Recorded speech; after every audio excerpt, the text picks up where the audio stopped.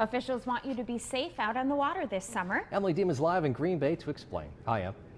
Ange and Doug, I have my life jacket on this morning. I am thinking safety first, and so are the folks out here at the Green Bay Coast Guard Station out here in Green Bay, the mouth of the bay. And if you look behind me, they're having an open house today to kick off the National Safe Boating Week.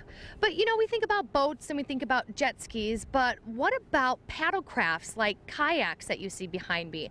That is one thing that we want to talk about this morning. Chris Martin is here with me with the Northeast Wisconsin Paddlers. They're a kayak club.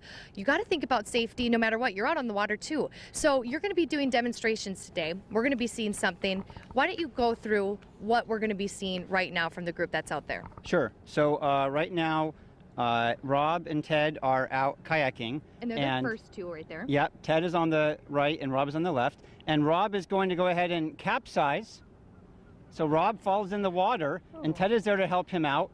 Rob is going to hold on to his boat, and Ted is pulling Rob's boat alongside his boat. Okay. And Ted is basically going to empty Rob's kayak for him. So Ted has Rob's kayak.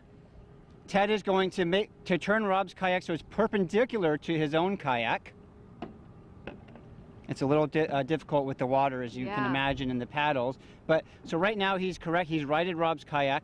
He's going to pull it up along his cockpit. And watch how easy this is for Ted to do. He can just grab those strings and up it comes. You can see the water emptying right now. So when Rob gets back in his boat, Rob's kayak is dry. That's a hard thing about kayaks because, you're pretty tight in there, and it may be hard for you. What if you're by yourself?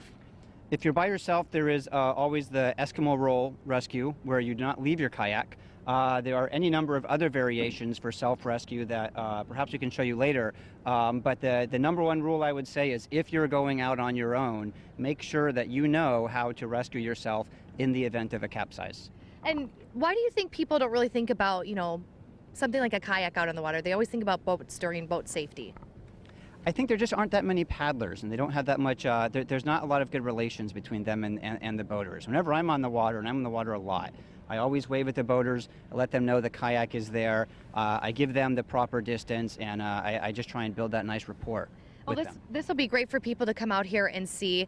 Thank you so much, you guys. Thank you, Rob, for getting in the water this morning. I'm sure it wasn't a fun task to do, but coming up, we're going to show you these labels that officials want on the kayaks, and we'll tell you why. We're going to do that about 8:15, so you won't want to miss it.